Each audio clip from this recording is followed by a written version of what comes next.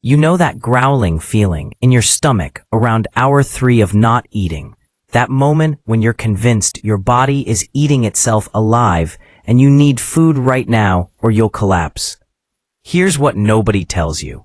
That's actually your body switching into one of the most powerful healing modes it has. And you're about to learn exactly what's happening inside your body every single hour when you fast. And why those uncomfortable feelings are actually signs that something incredible is taking place. I'm Dr. Michael Patterson, a nutritionist who helps people balance their blood sugar, improve their metabolic health, and understand their bodies on a deeper level. And today, we're going to walk through the fasting timeline hour by hour so you understand exactly what's happening beneath the surface.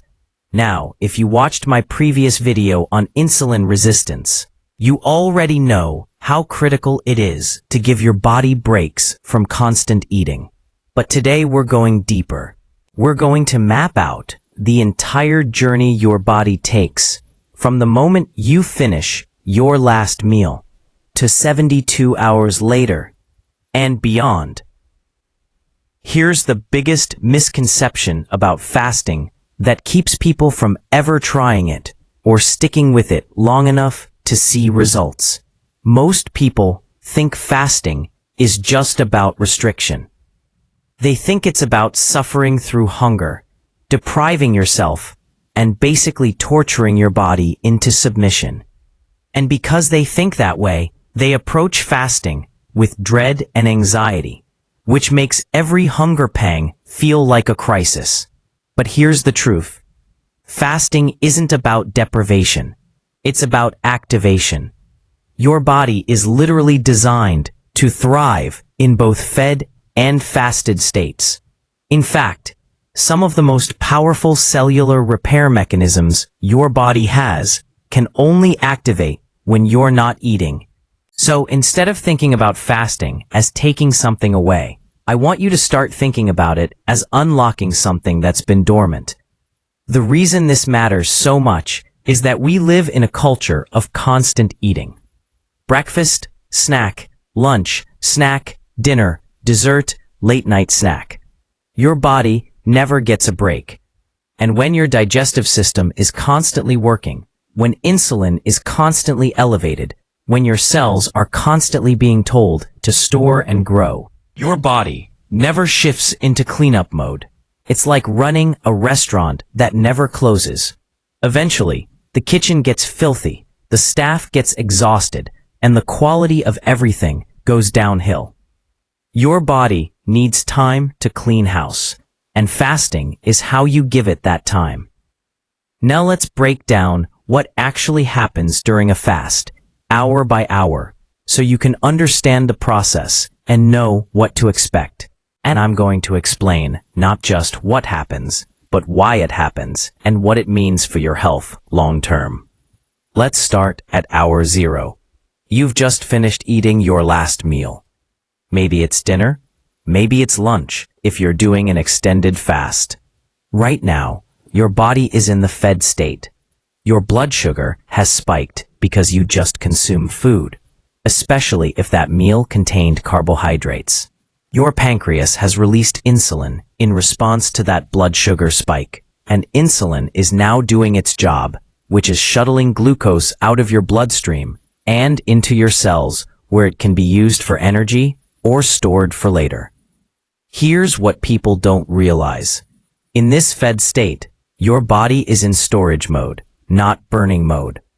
Think of insulin like a security guard standing at the door of your fat cells saying, "Nothing leaves today. We're only accepting deposits." As long as insulin is elevated, your body cannot effectively burn fat for fuel. It's physiologically locked out. You can have 100 pounds of stored energy on your body, but if insulin is high, your body can't access it. This is why people who eat constantly, especially foods that spike insulin repeatedly throughout the day, have such a hard time losing weight, even when they're eating less. Their insulin never drops low enough for fat burning to begin. By hour 1, you're still very much in that fed state. Your body is still processing the food you ate. Insulin is still elevated. Your digestive system is working to break down the proteins, fats, and carbohydrates from your meal. Your liver is taking in glucose and either using it immediately for energy or converting it to glycogen for storage. Glycogen is basically your body's short-term energy savings account. It's stored primarily in your liver and muscles, and it's the first place your body goes when it needs quick energy. Now we move to hours 2 through 4. This is where things start to shift. Your blood sugar has come back down from its post-meal spike. Insulin levels are dropping. Your body has processed most of the food from your last meal. And here's where most people start to feel the first signs of hunger. This is important. Hunger at this stage is not your body telling you it's running out of energy. You have plenty of energy stored. What you're feeling is actually a hormonal signal, largely driven by a hormone called ghrelin. Ghrelin is your hunger hormone, and it gets released on a schedule based on when you normally eat. Here's the fascinating part. Ghrelin isn't responding to actual energy deficit. It's responding to habit. If you normally eat at noon, ghrelin will spike around noon whether you actually need food or not. This is why hunger comes in waves. If you just ride it out for 15 or 20 minutes, it passes. Your body shrugs and says, "Okay, I guess we're not eating right now." And the hunger disappears. But if you eat every single time ghrelin spikes, you're training your body to be dependent on constant feeding. You're teaching it that food is always coming, so it never learns to tap into stored energy efficiently. During hours 2 through 4, your body is starting to shift from using the food you just ate to using stored glycogen.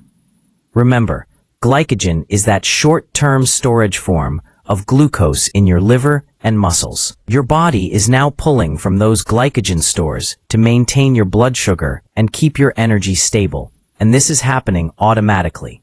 You don't have to think about it. Your body knows exactly what to do. Now let's talk about hours 4 through 8. This is where the magic really starts to happen. But it's also where a lot of people give up because they don't understand what's going on. By hour 4, your insulin levels have dropped significantly. This is crucial. With low insulin, the security guard has left the door of your fat cells. Your body can now start accessing stored fat for energy. But here's the thing. It doesn't flip a switch instantly. If you've been eating constantly for years, your body has gotten really good at burning sugar and really bad at burning fat. It's like a hybrid car that's been running on gas for so long, it forgot how to use the electric motor. This transition period can feel uncomfortable. Some people get a headache. Some feel irritable or low energy. This isn't because you're starving. This is your body relearning how to access a fuel source it hasn't used efficiently in a while. And the more metabolically flexible you are, meaning the better your body is at switching between burning sugar and burning fat, the easier this transition feels. This is why fasting gets easier the more you do it.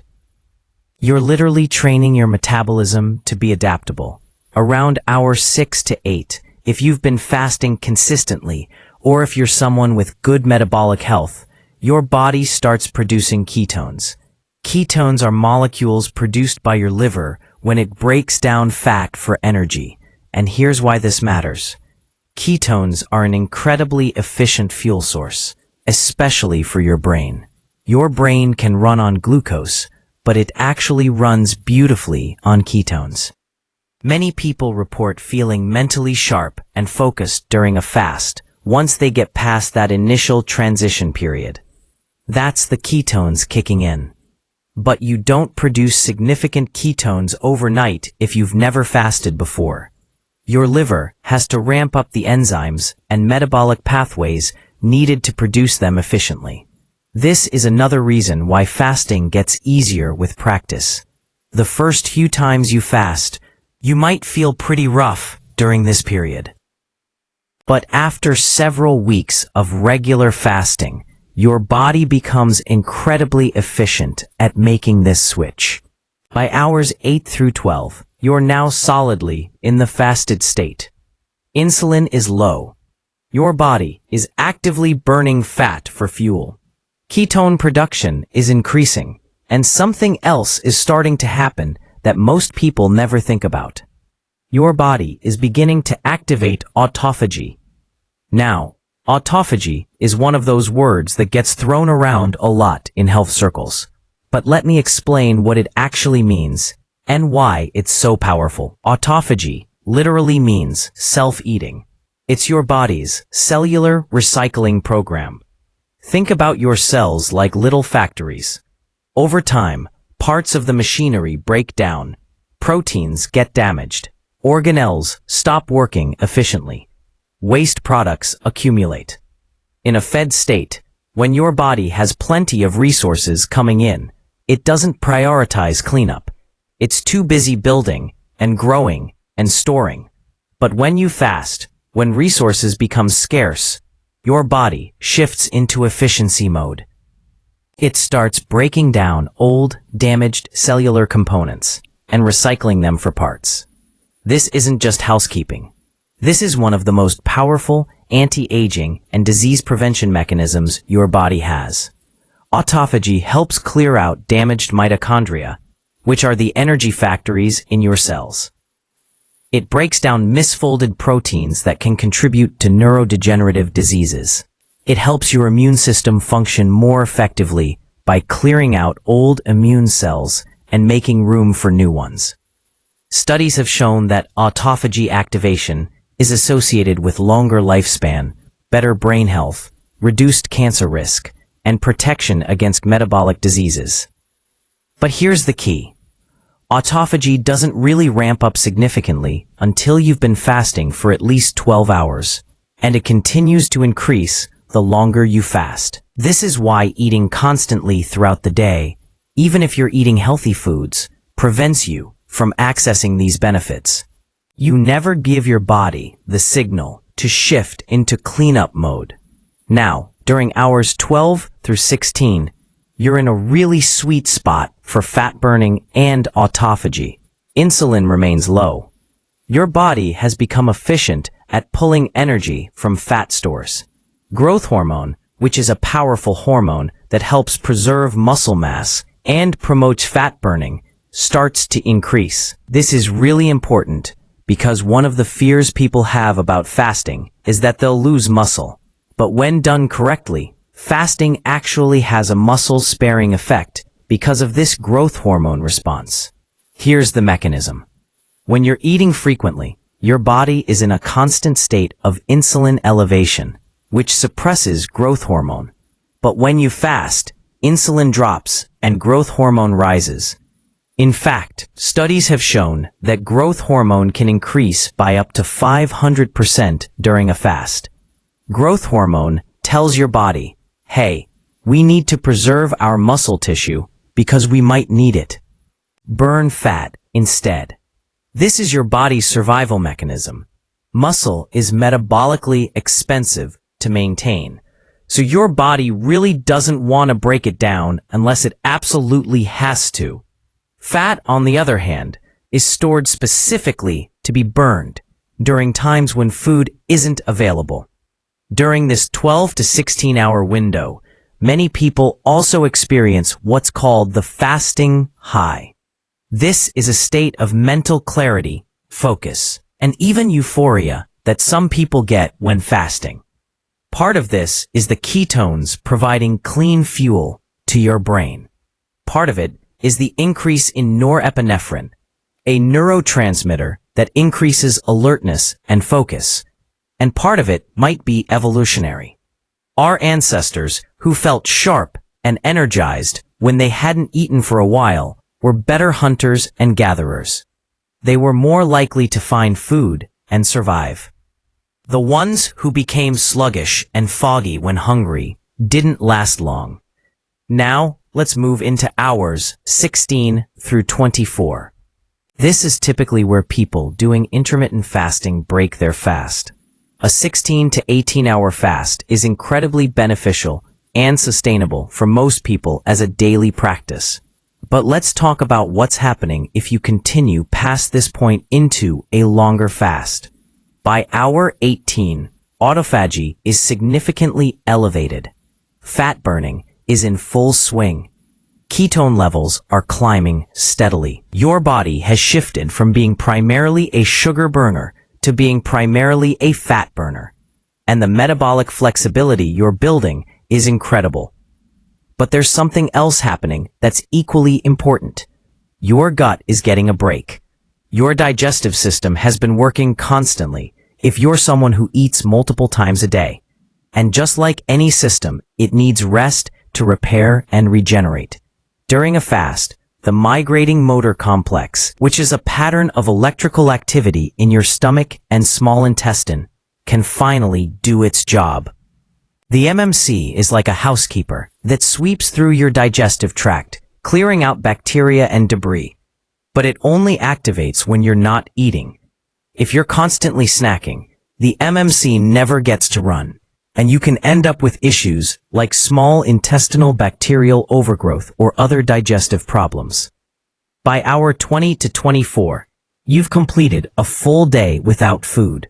Now, for most people, this is where the psychological challenge kicks in hard. We're so conditioned to eat 3 meals a day, plus snacks, that going a full 24 hours without food feels extreme. But here's what I want you to understand. You have not damaged your body. You have not gone into starvation mode. That's a myth. Starvation mode, where your metabolism dramatically slows down and your body starts breaking down muscle for fuel, doesn't happen until you've been fasting for multiple days, potentially weeks, and even then, it depends on your body composition and how the fast is conducted. What's actually happening at 24 hours is your body is thriving, ketone production is high, autophagy is elevated, inflammation markers in your body are dropping, your insulin sensitivity is improving, meaning your cells are becoming more responsive to insulin, which is exactly what you want. Human growth hormone is surging, and your body is efficiently running on stored fat. This is not a state of crisis. This is a state of cellular optimization. Let's continue into hours 24 through 48. Now we're in the territory of a longer fast, and this is where some really profound changes start to happen. First, let's talk about immune system regeneration. Research has shown that prolonged fasting, meaning 48 hours or more, can trigger stem cell-based regeneration of the immune system. Essentially, when your body is in a fasted state for an extended period, it starts recycling old, damaged immune cells. This is part of that autophagy process we talked about. And then, when you eat again, your body activates stem cells to produce fresh new immune cells. This has enormous implications. It means fasting can potentially help reset an immune system that's become dysfunctional. Whether that's an overactive immune system attacking your own tissues in autoimmune conditions, or an underactive immune system that's not fighting infections effectively. Obviously, this isn't medical advice, and anyone with a medical condition should work with their doctor. But the research is really compelling. During this 24 to 48 hour window, ketone levels continue to rise. For someone who's fat adapted, meaning their body has become efficient at using fat for fuel, ketones can reach levels of 2 to 5 millimoles per liter. This level of ketosis is associated with significant cognitive benefits, reduced inflammation, and even potential therapeutic effects for certain neurological conditions. Studies have explored the use of fasting and ketosis for conditions like epilepsy, Alzheimer's disease, and even as an adjunct therapy for certain types of cancer. Though again, this requires medical supervision. Here's what's also happening around the 36 to 48 hour mark. Your body's production of brain-derived neurotrophic factor, or BDNF, increases significantly. BDNF is like fertilizer for your brain. It promotes the growth of new neurons, strengthens existing neural connections, and protects your brain cells from damage. Low levels of BDNF are associated with depression, anxiety, and neurodegenerative diseases. High levels are associated with better mood, sharper cognition, and a healthier, more resilient brain. Fasting is one of the most powerful ways to increase BDNF. Now, I know what some of you are thinking. This sounds great, but I get so hungry. I get headaches. I feel terrible when I don't eat. Here's the thing. Those symptoms are usually not about actual hunger or energy deficit. They're about your body's adaptation process and often about electrolyte imbalances. When you fast, especially in the beginning, your insulin levels drop, and when insulin drops, your kidneys release more sodium and water. If you're not replacing those electrolytes, you can feel awful. This is why people doing extended fasts often use salt, potassium, and magnesium supplements. It's not about feeding your body calories. It's about maintaining the mineral balance your body needs to function. Let's move into hours 48 through 72. Now we're in the territory of a prolonged fast, and this is where the most profound cellular changes occur. Autophagy at this point is dramatically elevated. Your body is aggressively cleaning house, breaking down and recycling damaged proteins, organelles, and cellular debris. This is also where the immune system regeneration effect really kicks into high gear. Studies in mice have shown that fasting for 72 hours can essentially reboot the entire immune system, wiping out old, dysfunctional immune cells and triggering the production of new ones from stem cells. At 72 hours, your body has also significantly reduced inflammation throughout your entire system.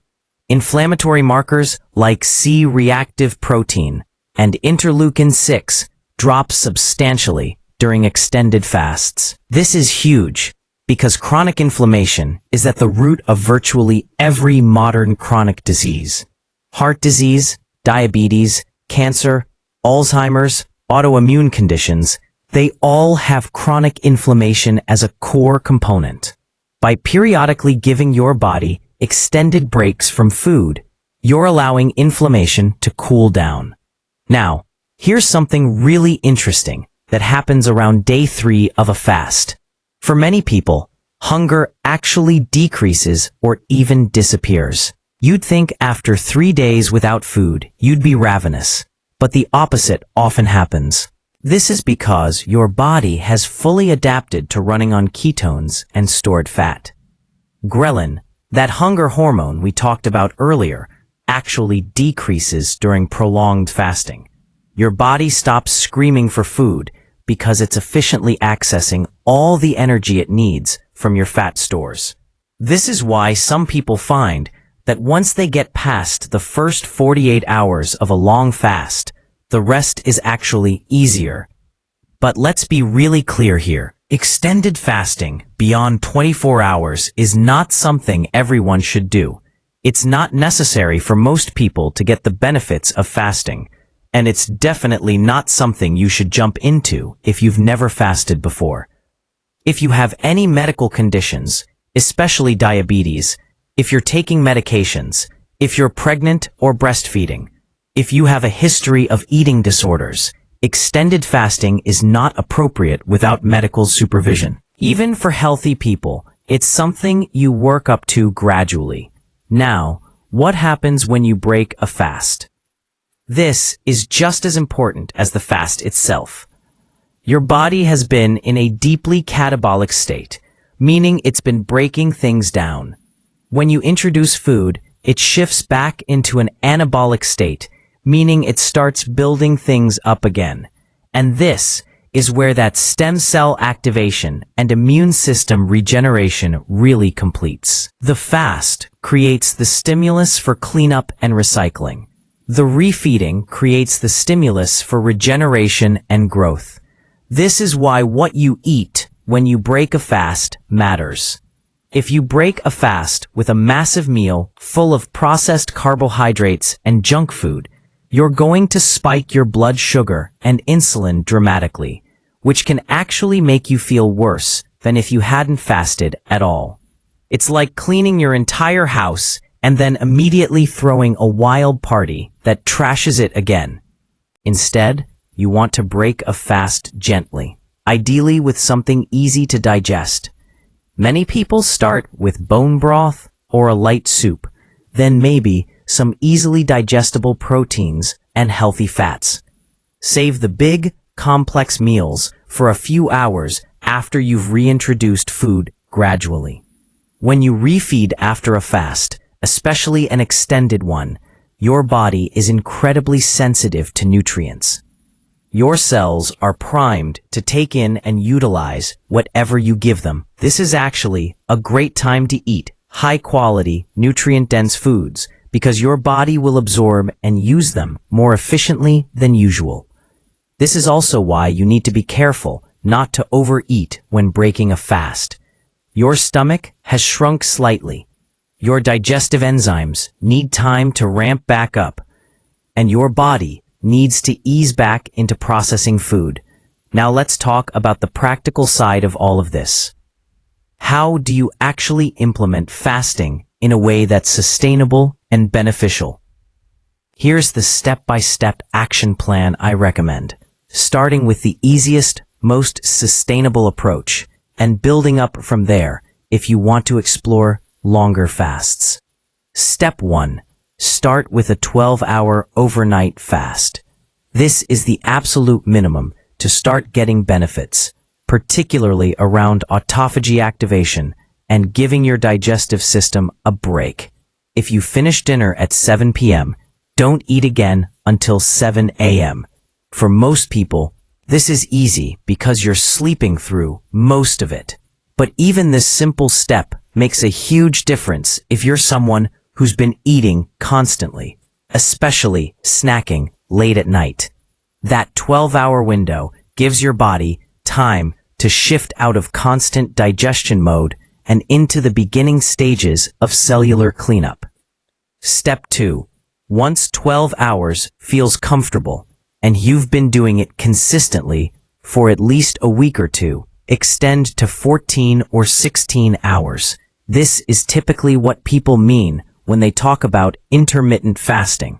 A common approach is 16 hours fasting, 8 hours eating, often called 16-8. For most people, this means skipping breakfast and having your first meal around noon or 1 p.m., then finishing eating by 8 or 9 p.m. This gives you the fat-burning benefits, the autophagy activation, the improved insulin sensitivity, and it's still very sustainable long-term.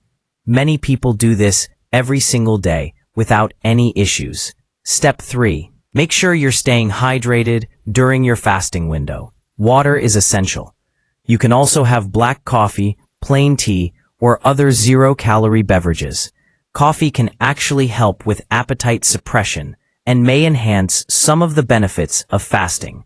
Just don't add sugar, milk, or cream, as that breaks the fast by spiking insulin.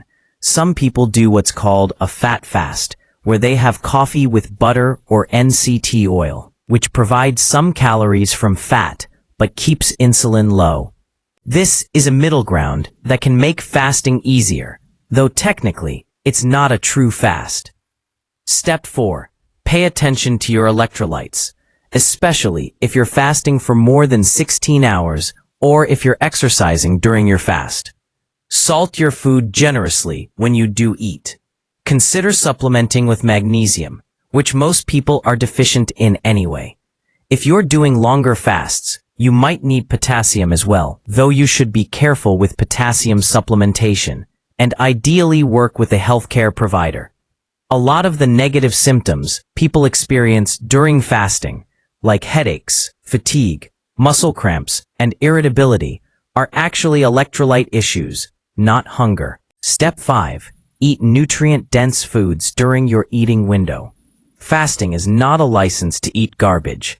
In fact, the quality of what you eat during your eating window matters even more because you're eating fewer meals overall. Focus on whole foods, plenty of protein to maintain muscle mass, healthy fats, lots of vegetables, and minimize processed foods and refined sugars. This isn't about being perfect, but if you're fasting for health benefits and then eating fast food and candy during your eating window, you're sabotaging yourself.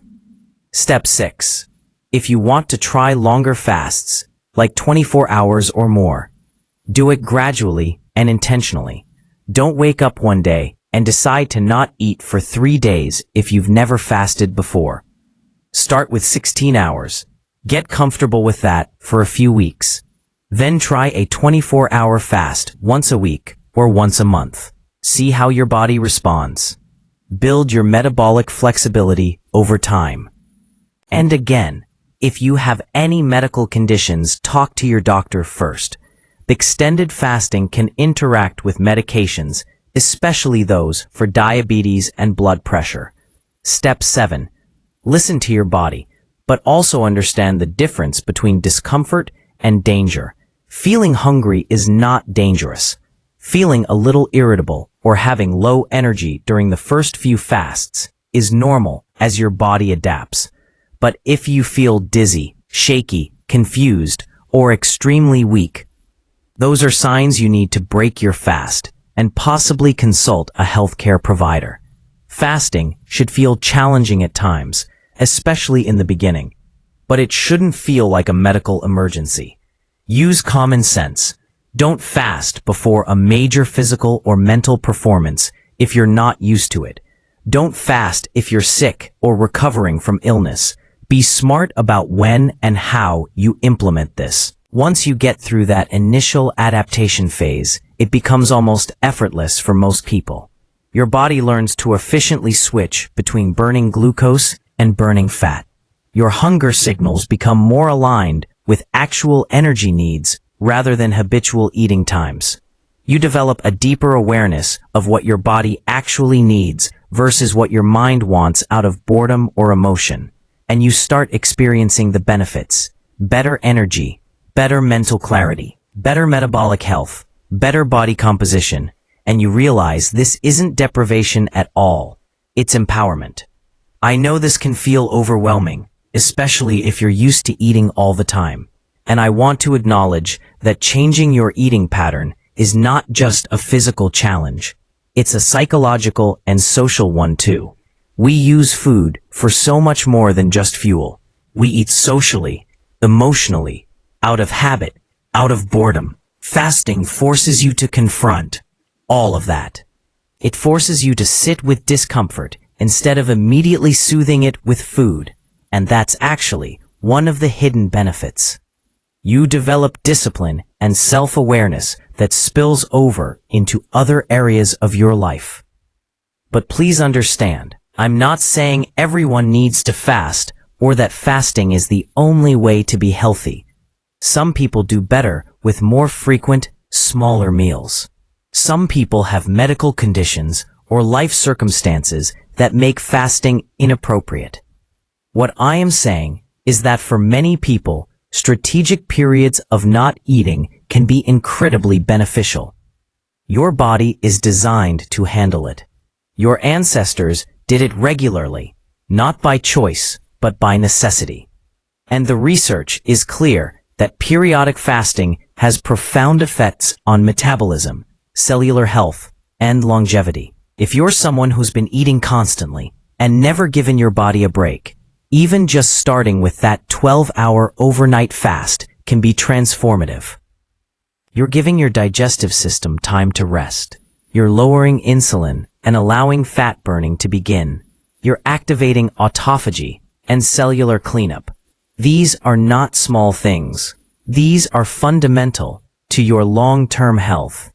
And if you're someone who's already doing intermittent fasting, but curious about longer fasts, understand that the benefits do scale. A 16-hour fast is great. A 24-hour fast takes it further. A 48 to 72-hour fast takes it even further in terms of autophagy, immune system regeneration, and stem cell activation. But longer isn't always better. It depends on your goals, your health status, and your life circumstances. Some people do really well with a 16-8 pattern daily and one longer fast per month. Some people prefer eating normally most of the time and doing periodic 24-hour fasts.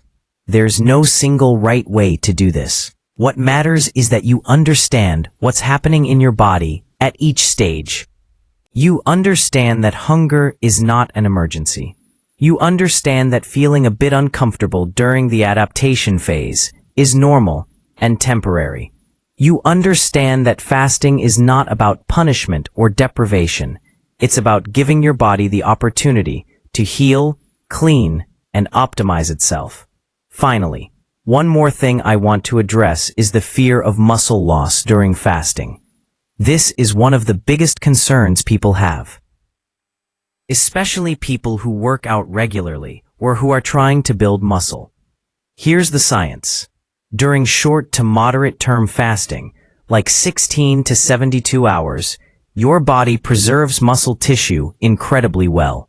In fact, as we discussed, growth hormone increases during fasting, which is muscle protective. Your body preferentially burns fat for fuel because fat is what's stored for this exact purpose. Muscle loss during fasting really only becomes a significant issue in prolonged fasting beyond several days, particularly if you have very low body fat to begin with. And even then, it's not as dramatic as people fear. Your body is smart. It doesn't wastefully break down functional tissue when it has abundant fat stores to burn. The key is to maintain adequate protein intake during your eating windows and to continue resistance training. If you're lifting weights and eating enough protein when you do eat, your muscles get the signal to maintain and grow. The fasting period is actually when a lot of the cellular repair and growth hormone release happens, which supports muscle maintenance. Leanest people in the fitness world use intermittent fasting as part of their routine. It's not incompatible with building or maintaining muscle. You just have to be smart about it. Don't do intense workouts while in the middle of a 72-hour fast if you're not adapted to that.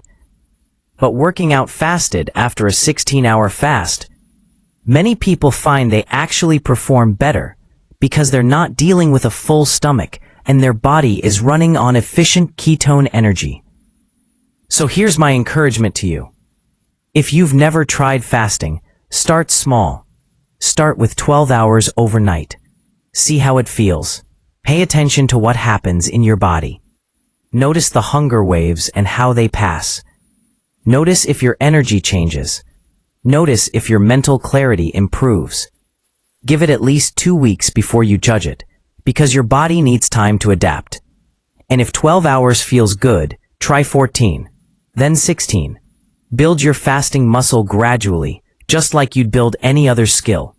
And remember, this is a tool. It's not a religion. It's not an identity. It's a practice you can use when it serves you. Some people fast every day.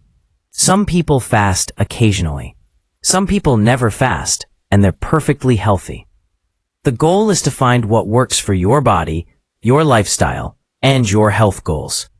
If you want to dive deeper into how to optimize your metabolic health, especially understanding how insulin and blood sugar work, and why managing them is so critical, go back and watch my previous video on insulin resistance. That video breaks down the mechanisms of how your body processes sugar and stores fat, and it's the perfect complement to understanding why giving your body fasting periods is so powerful. When you understand both sides, the feeding and the fasting, you have complete control over your metabolic health. Thanks guys for watching, and I'll see you in the next one.